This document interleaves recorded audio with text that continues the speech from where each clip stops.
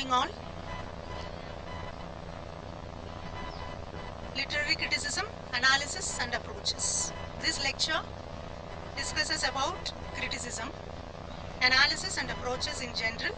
Also it renders an overview and evaluates an individual work of art or literature from the earliest days of literary history until date. Literature, poetry, drama and fiction can be enjoyed in two ways: haphazardly as a layman enjoys it, and methodically as a trained man does. In the one case, the impression of its worth is vague, even confused, and in the other, it is fully accounted for. It is this later mode of enjoying it that is called criticism, and a critic is an idle reader, having travelled much in the realms of gold. He brings to bear a trained judgment on whatever he reads. To him, no work of art is good or bad, enjoyable or unenjoyable, meaningful and meaningless, unless he had subjugated it to a thorough examination. And criticism, therefore, is born of questioning. It never takes a writer or his work on trust. Where a work is held to be divinely inspired and revealed, as in the case of scriptures, there can be no criticism. For orthodox opinion will not permit a free discussion on it. It is the word of God. Hence, it is that for a long ages after the establishment of Christianity, there was hardly any critical literature on the Bible. It was only when the Renaissance encouraged interrogation and free inquiry that it began to be examined critically. Today, nothing is sacrosanct to criticism, and it subjects everything to the closest scrutiny, and its approach is that of science, a disinterested application to its subject to understand and interpret it fully. So criticism, therefore, as for science and to flourish, intellectual freedom is necessary, and it requires an atmosphere in which questioning and inquiry are freely allowed. Criticism's limitations: it is, however, conditioned by many factors, in particular by the trend of the ages and its attitude of the critic. Both these tend to limit the critic's freedom, and indeed they do that of the writer himself. One is never a slave to one's time and mental makeup. It is these limitations that makes the critical approach of one age or author different from that of another and impart to its distinctive character. Generally, each age in literary history will be found to have its own critical standards and each critic his own individual approach. One will look for morality in literature, another for aesthetic pleasure, and third for both. Or one will advocate conformity to the rules of Greek and Latin, and other reasonable deviations from them, and third a complete freedom of action, and so on. There are thus no fixed principles of criticism to be applied indiscriminately to the work of all ages and writers, and what this often phrase actually signifies its contribution each age has made to critical thought and the course it has followed in so doing. Often the critical canons of one age have been discarded in another, and often too a subsequent age has revived them. So the principles of criticism are nothing more than the various interpretations of literature for literary activity advanced from time to time. They are sometimes similar, sometimes dissimilar, and sometimes even contradictory. Literature and criticism, three forms. The word criticism itself is loosely applied to three different kinds of literary inquiry, which have nothing in common except that they related to literature. They have been called legislative criticism, aesthetic criticism, and descriptive criticism. Legislative criticism is the form of critical endeavor which lays down rules for the writing of art largely based on standard works of literature, example Greek and Latin. It assumes that the would-be writer has only to be told how to do his work or to be able to do it well. It therefore addresses itself to the writer than to the readers, whose interests are supposed to be safe in the critic's hand. The whole of Elizabethan criticism in England, with the possible exceptions of Sir Philip Sidney and large part of that of the 18th century, are of this order. Aesthetic criticism treats literature as an art, an independent activity of the mind having an end to its own which may or may not coincide with that of religion or morality or science or even politics. It therefore probes the nature of the literary art as such and formulates its theory accordingly. Traces of it are found in Sydney in Elizabethan age, Dryden in the 17th century and Addison in the 18th century. Thereafter, it is treated more fully by Coleridge.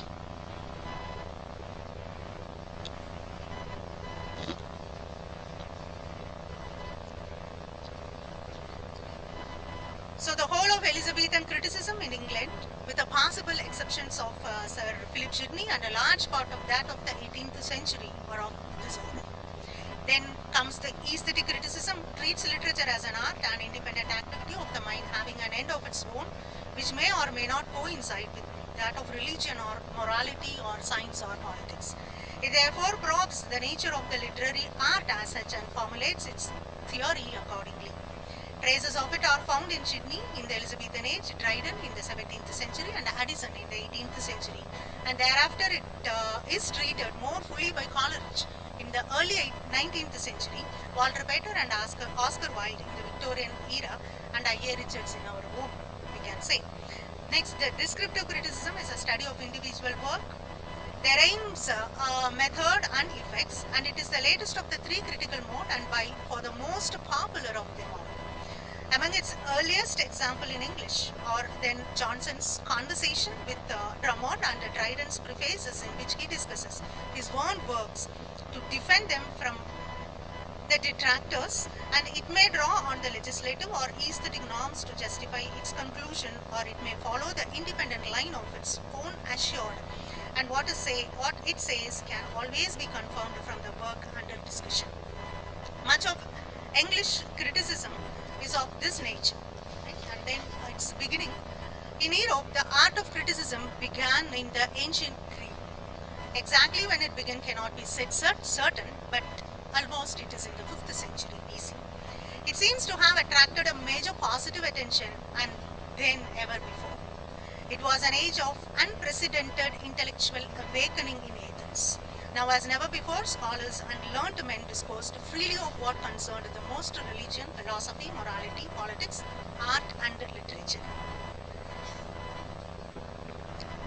Aeschylus, Sophocles, Euripides, Socrates, Aristophanes all lived in this age. Of these, the first to apply his mind to a critical consideration of literature was Aristophanes. In his comedy The Frogs, while discussing the relative merits of Aeschylus and Euripides, he considers such critical question as criterion of merit in poetry and drama. The relative importance of craftsmanship and morality in a work of art and the choice of language. Its observations gain in the effect of being based on the actual practice of these two great dramatists of his age. The problem he raised not only engaged the attention of the subsequent critics in his own country, but are of interest even today. With it begins the first regular criticism of the Western world. All true critic has had assert de-engaged himself from the creative artist. For Aristophanes was both the one and the other in the same work. The division of labor between the two is a later development. Literary criticism, the seasoned consideration of literary works and issues. It applies as a term to any argument about literature, whether on specific work or analyzed. Plato's cautions against the risky consequences of poetic inspiration in general in his Republic are thus often taken in the earliest important examples of literary criticism. Most strictly constructed, the term covers only what has been called practical criticism. The interpretation of meaning and the judgment of quality criticism in this narrow sense can be distinguished not only from aesthetics, but also from other matters that may concern the student of literature. Biographical questions, bibliography, historical knowledge, sources and influence, and problems of methods. Thus, especially in academic studies, criticism is often considered to be separated from scholarship. In practice, however, this division or this distinction often proves artificial, and even the most single-minded concentration on the text may be formed or may be informed by outside knowledge. While many notable works of criticism combine the discussion to text with broad arguments about the nature of literature and principles of assessing it, criticism will here be taken to cover all phases of literary outstanding, though the emphasis still will be on the evaluation of literary work and of the author's places in the literary history. And criticism's functions. The function of literary criticism vary widely, ranging from reviewing of books as they are published to systematic theoretical discussion. Through reviews may sometimes determines whether a given book will be valid or will be widely sold. Many works succeed commercially despite negative reviews, and many classical works including Herman Melville's Moby Dick have acquired appreciative publics long after being unfavorably reviewed and at first neglected. One of the criticism's principal function is to express the shifts in sensibility that make such re-evaluation possible. The minimal condition for such a new appraisal is, of course, that the original text survives. The literary critic is sometimes cast in the role of a scholarly detective, unearthing, authenticating, and editing unknown manuscripts. Thus, even rare field scholarly skills may be put to criticism's most elementary use, the bringing of literary work to the public's attention. The variety of criticism's functions is reflected in the range of publications in which it appears. Criticism in daily press rarely displays sustained acts of analysis and may sometimes do little more than summarize a publisher's claim for a book's interest. Weekly, bi-weekly, magazines serves to introduce new books but are often more discriminating at their judgments. And some of these magazines, such as in London, I don't want to take Indian journals, the Times Literary Supplement and the New York Reviews of Books are far from indulgent towards popular books. Sustained criticism can also be found in monthlies and quarterlies with a broad circulation, and the little magazines for specialized audience and in scholarly journals and books, because critics often try to be a lawgivers, and in scholarly journals and books, because critics often try to be and all declared themselves as lawgivers. So the criticism is perennial target of resentments. Misguided or malicious critics can discourage an author who has been feeling his way towards a new mode that offends the revised taste. So pedantic criticism can obstruct a serious engagement with literature by deflecting attention towards inessential matters. As the French philosopher critic Jean-Paul Sartre observed, the critic may announce that French thought is a perpetual colloquy between Pascal and Montaigne, not in order to make those thinkers more alive, but to make the thinkers of his own time more dead. Criticism can antagonize authors even when it performs its function. Authors who regard literature as needing no advocates or investigators are less than grateful. They're told that their works possesses unintended meaning or an imitative or an incompetent. So with such authors may tend to forget is that their works once published belong to them only in legal sense. So the true owner of their work is the public, which will appropriate them for its own concerns regardless of the critic. The critic's responsibility is not to the author's self-esteem but to the public, that to his own standard of judgment, which is usually more exacting than the public's justification for his role resets, and the premise that literary work are not in fact self-explanatory.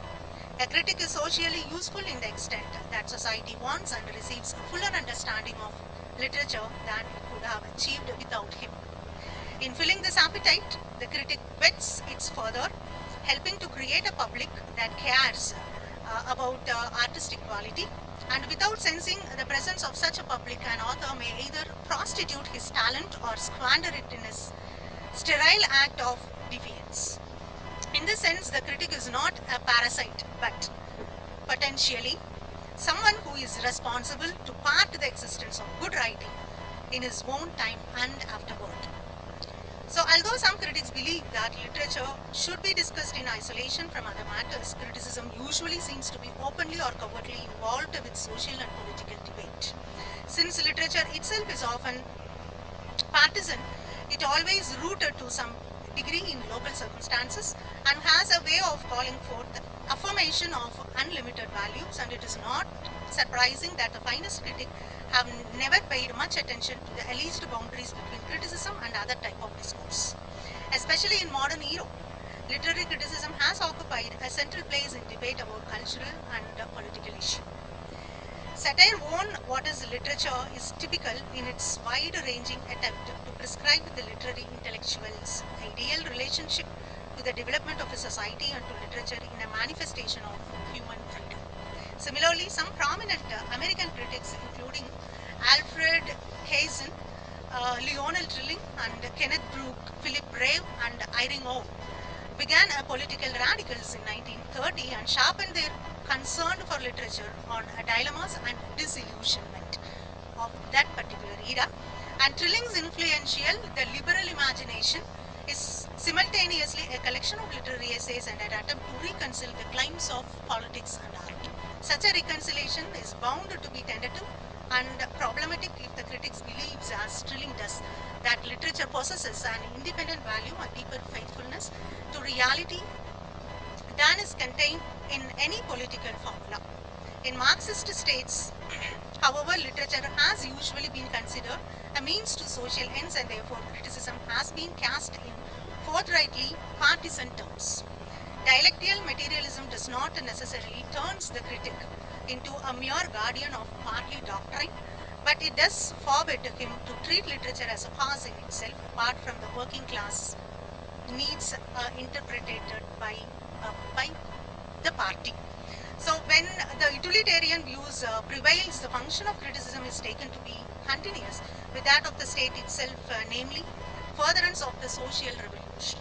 The critic's main obligation is not to his text, but rather to the masses of the people, whose consciousness must be advanced in the designated direction. In periods of severe orthodoxy, the practice of literary criticism has not always been distinguishable from that of censorship. It's historical development, antiquity. Although almost all the criticism ever written dates from the 20th century, questions first posed by Plato and Aristotle are still of prime concern.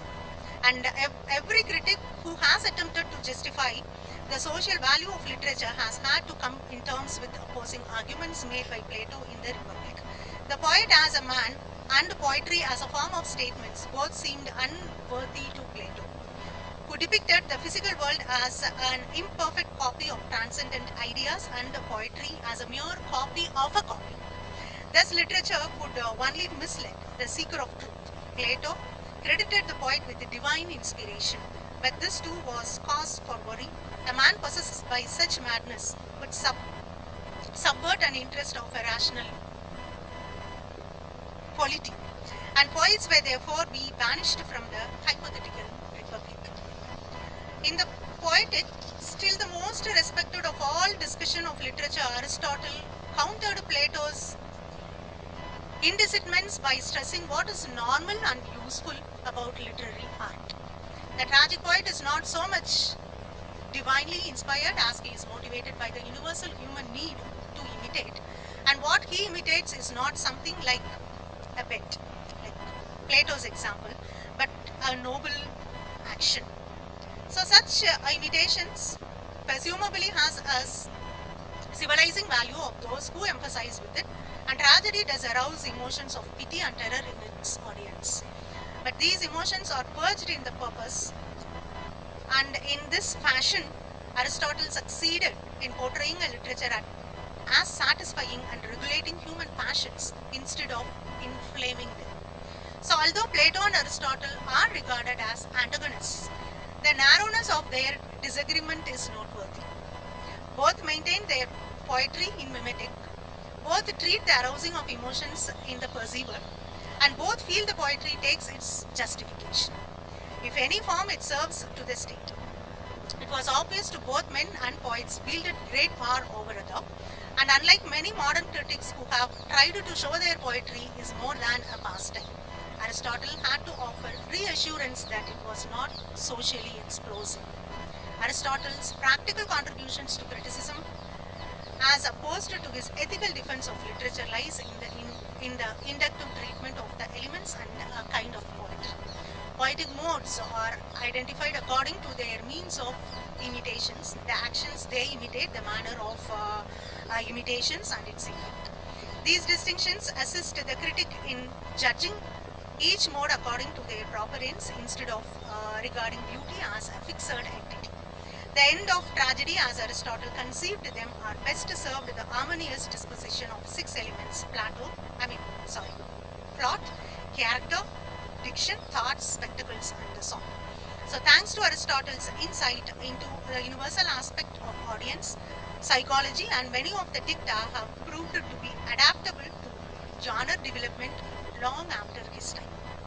Later Greek and Roman critics offers no parallel to Aristotle's originality.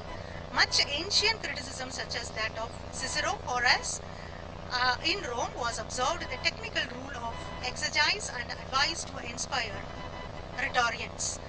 Horace versus Epistle, the art of poetry, is an urban amplification of Aristotle's emphasis on a decorum or internal property of each genre, and now including lyric, pastoral, satire, elegy, and epigram, as well as Aristotle epic tragedy and comedy. And this work was later to be prized by the neoclassicists of the 17th century, not only for its rule but also for its humor.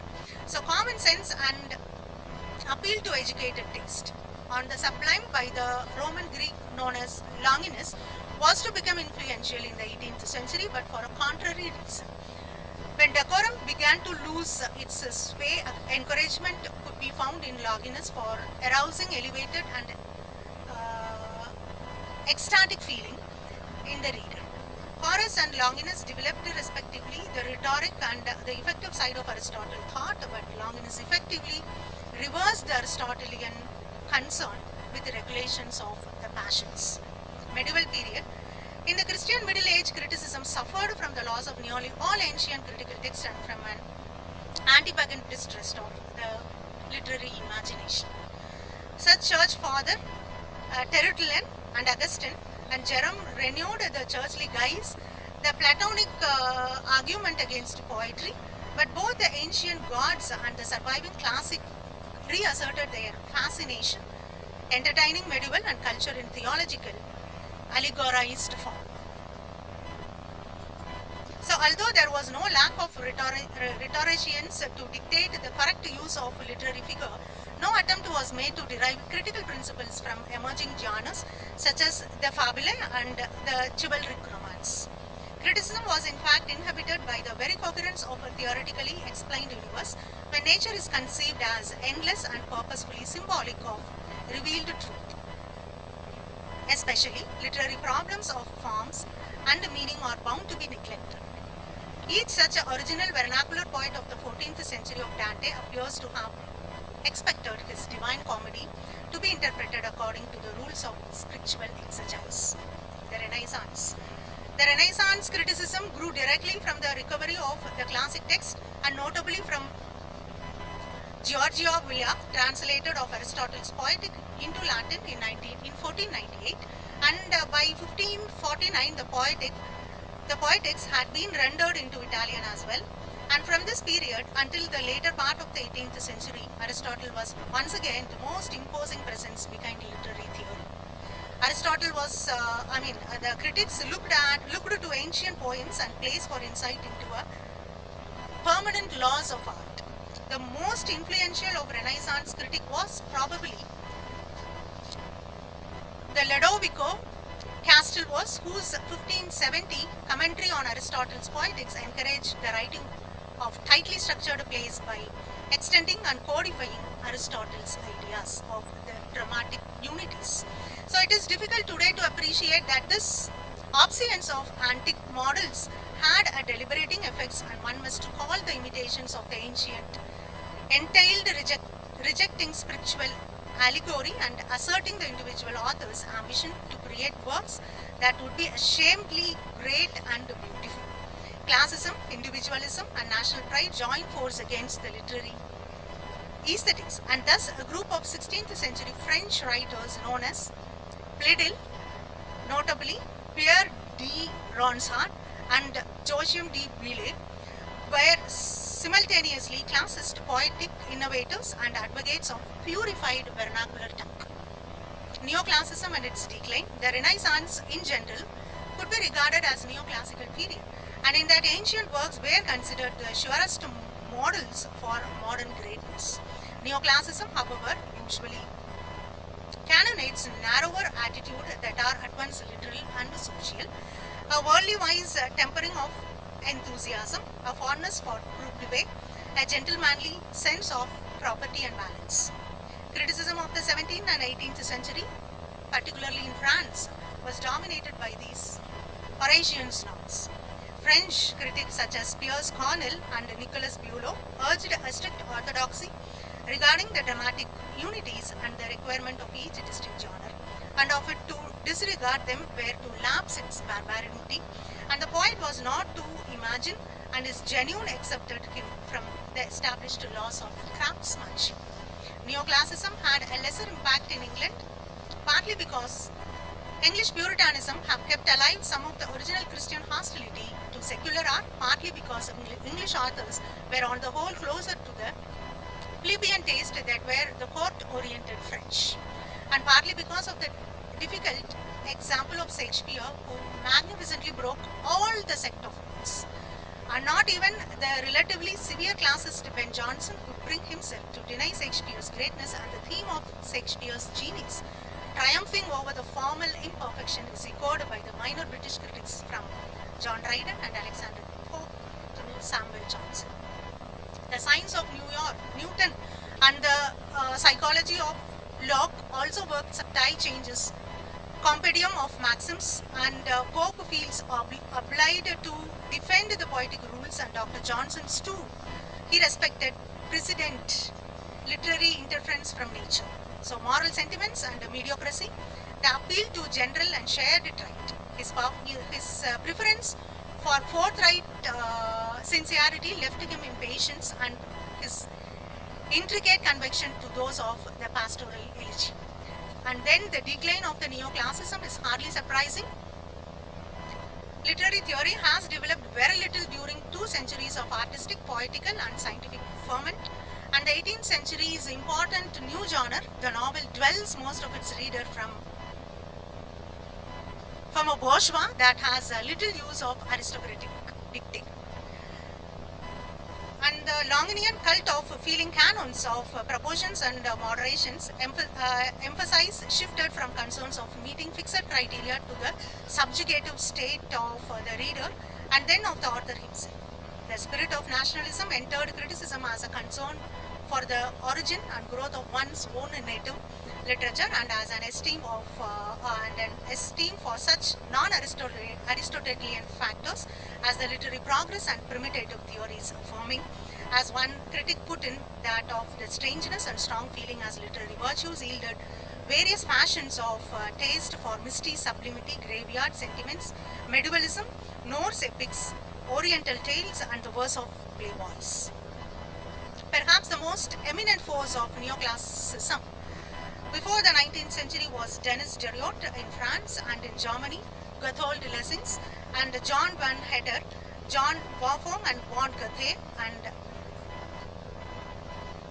Friedrich Schiller. Romanticism as amorphous movement that began in Germany and England as a turn in the 19th century, and somewhat later in France, Italy, and United States, found spokesmen as diverse as Goethe and August and Friedrich in Germany, William Wordsworth, S.T. Coleridge in England, Victor Hugo in France, Alessandro Manzoni in Italy, and Ralph Emerson and Edgar Allan Poe in the United States. Romanticism tends in regard the writing of poetry as transcendentally important activity, closely related to the creative perception of meanings in the world. The poet was creative with a godlike power that Plato had feared in him, and transcendental philosophy was indeed a derivative of Plato's metaphysical idealism. In the typical view of Shelley, poetry strips the veil of familiarity from the world and lays bare the naked and sleeping beauty which is the spirit of its form. Wordsworth preface to Lyrical Ballads, with its definition of poetry as a spontaneous overflow of powerful feeling and its attack on a neoclassical diction, is regarded as an opening statement of English Romanticism. In England, however, only Coleridge in this Biographia Literaria embraced the whole complex of romantic doctrines emanating from the Germany and the British imperialistic tradition was too firmly rooted to be totally washed aside by the new metaphysics. Most of those inspiration, a taste of symbolism and historical awareness and a conception of artwork as internally whole structure in which feelings and dialectical merging with their contraries.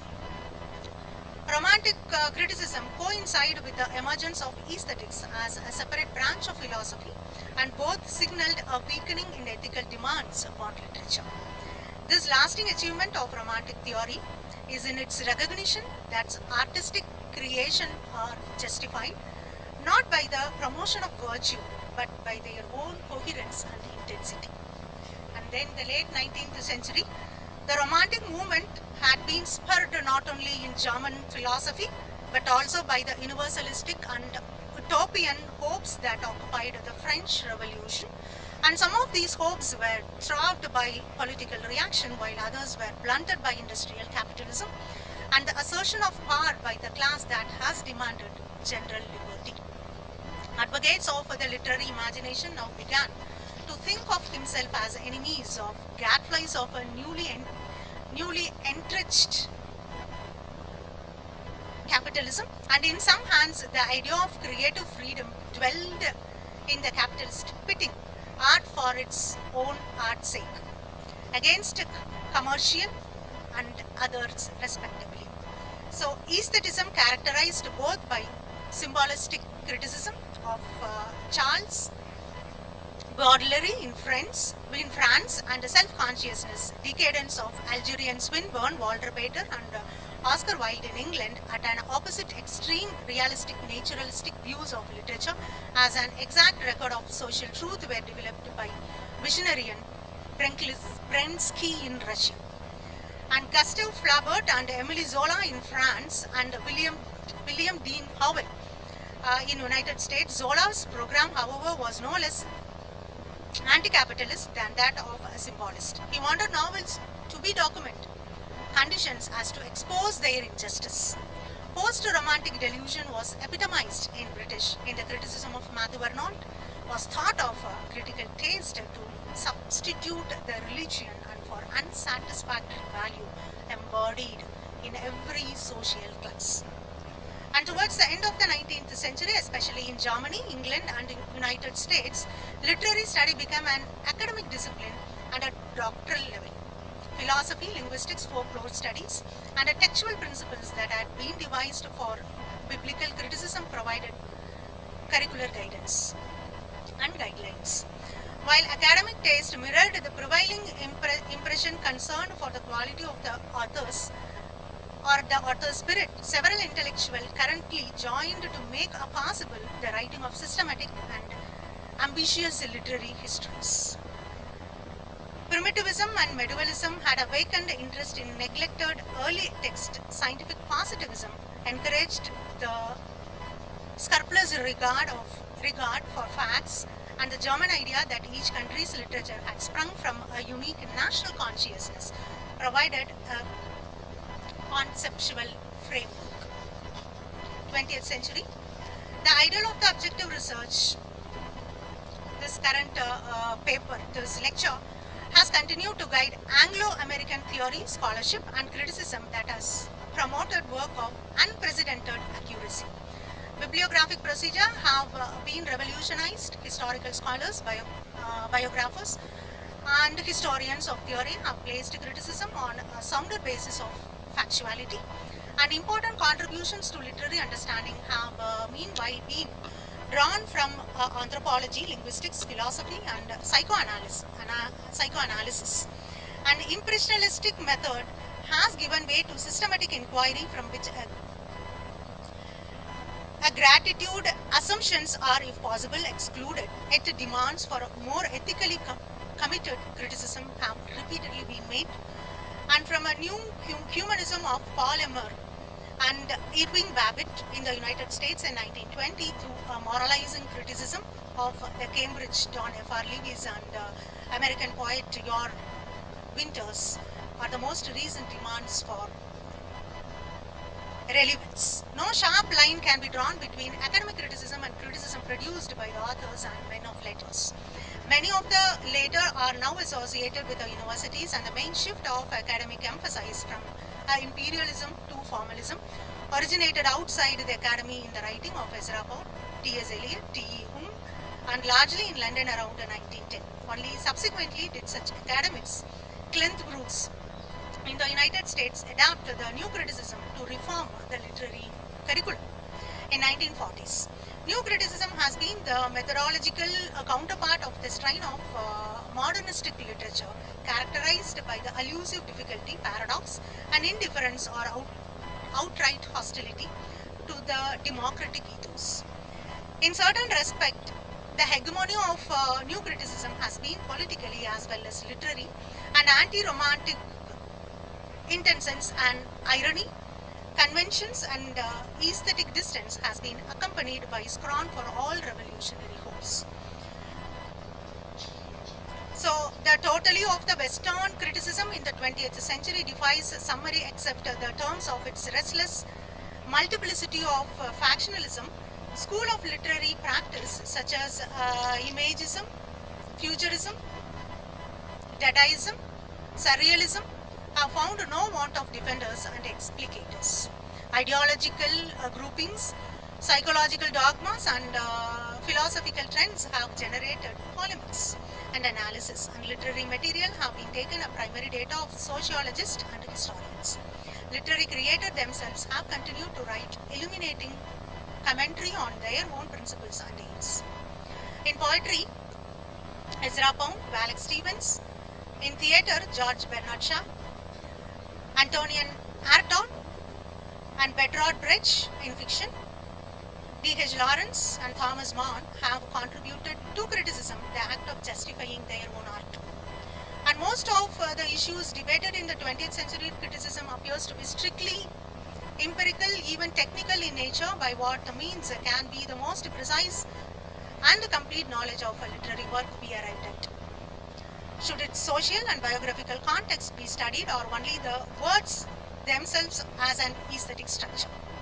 And should the author-oved intention be trusted or mere taken into account or disregarded as irrelevant? These are all the questions.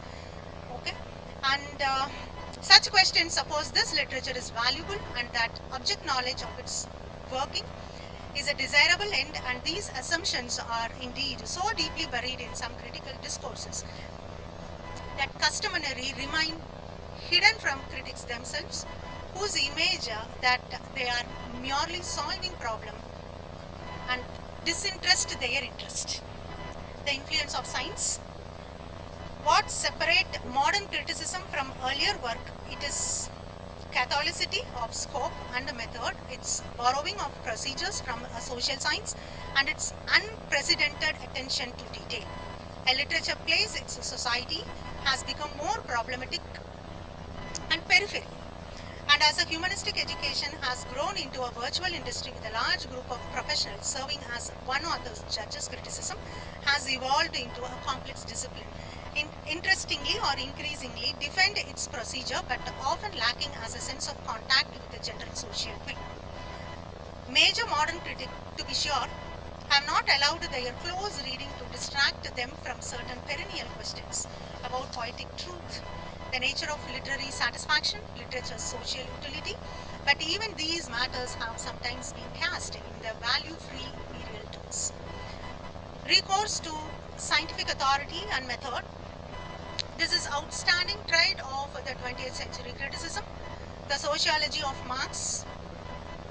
Karl Marx, the mythological investigations of Sir James George Frazer and his followers, Edmund Husserl's phenomenology, Carl Levi-Strauss' anthropological structuralism, and the psychological models proposed by Sigmund Freud and C.G. Jung have all found their way into criticism.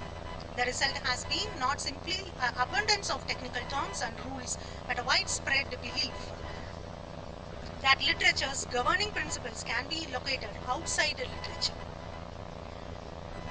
So, archetypal criticism, for example, a regular identifies literature's poem is exactly the manner that Freud interpreted dreams.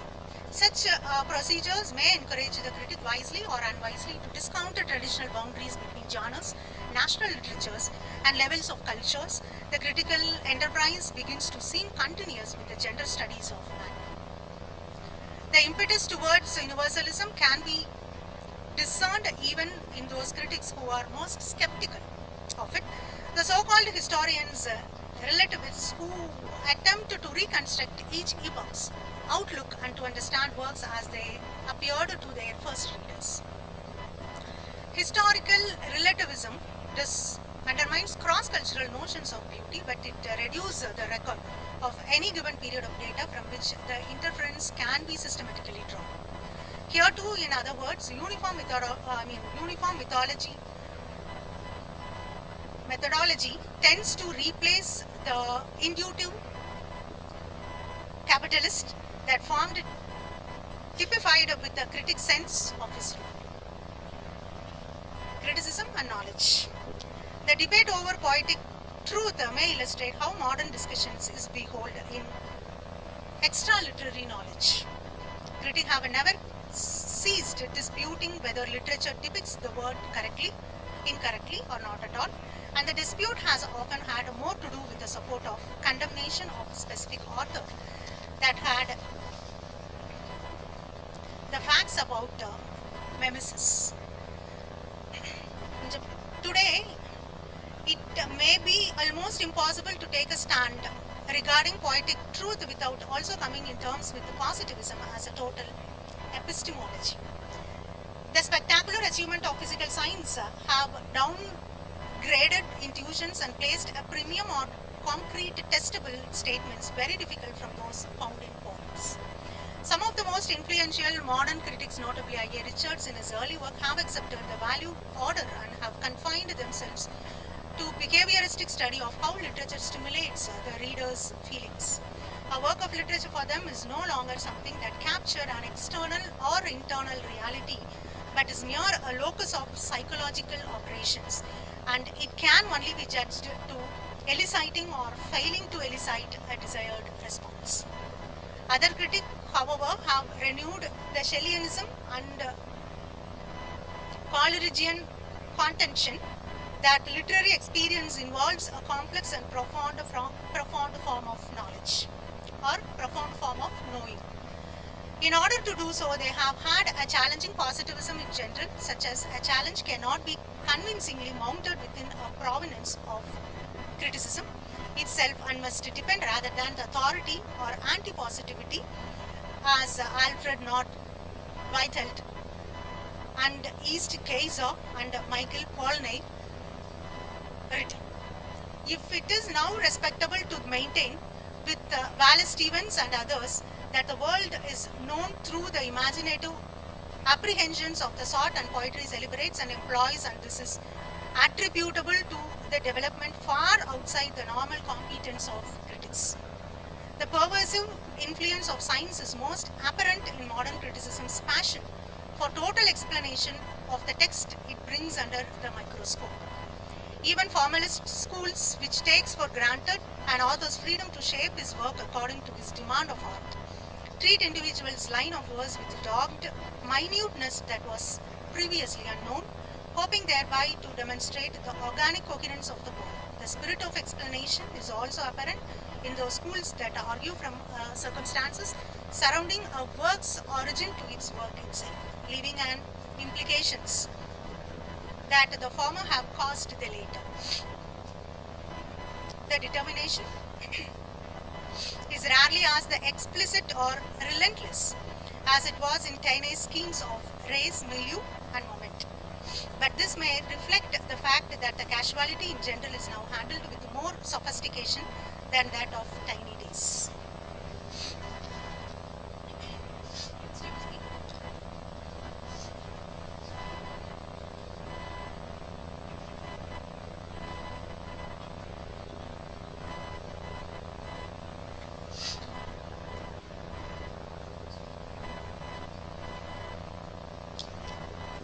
Okay, right? Whether criticism will continue to aim at empirical exactitude or will turn in some new direction cannot be readily predicted. For the empiristic ideal and its sanctuary, the university are not themselves secure from attack. The history of criticism in one of the oscillation between periods of relative advance, when the imaginative freedom of great writers prompt critic to extend their former conceptions, and period when stringent moral and formal perceptions are laid upon literature.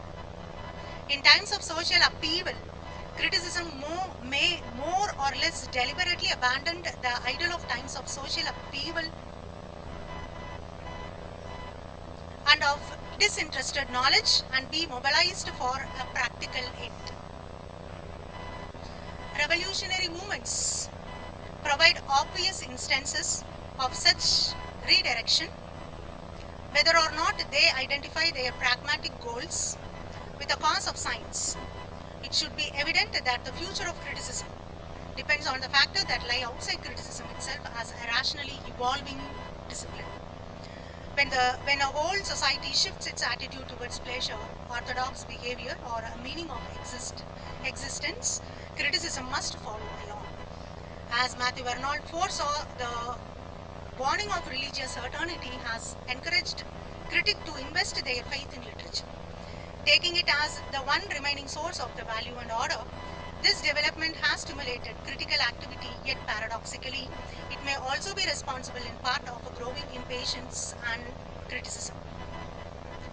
What Arnold could not have anticipated is that the faith of some moderns would be apocalyptic and Dionysian rather than a sober and attenuated derivative of Victorian Christianity. The thought in the 20th century have yielded a strong undercurrent of anarchism, which celebrates libidinous energy and self-expression at the expense of all social constraints, including that of literary forms. In the critical writing of D.H. Lawrence, for example, fiction is cherished as an instrument of unconscious revelation and liberation. A widespread insistence upon prophetic and ecstatic power in literature seems at present to be undermining the complex irony-minded formalism and has dominated modern discourse. As literary scholarship has occurred an ever larger arsenal of the weapons for attacking problems of meanings it has met with increasing resentment from people who wish to be nourished by whatever is elemental and mysterious in literary experience. As awareness of critical history suggests that the development is not altogether new, for criticism stands now approximately where it did it in the later 18th century, when the Longinus spirit of expressiveness contested to sway Pope. To the extent that modern textual analysis has become what Hume predicted, a classical revival, it may not be welcomed by those who want a direct and intense rapport with the literature. What is resistant now is not neoclassical decorum, but impersonal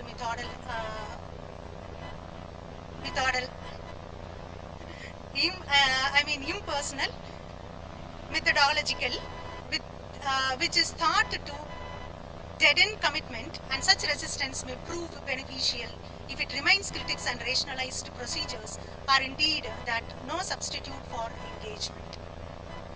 So excellent work continues to be written, not because a definite method or systematic of method has been found, but not contrary because the best critics still understand the criticism is an exercise of private sympathy, discrimination, and moral and cultural reflection. We shall take a break. If you want, I'll continue the next. We shall take a break.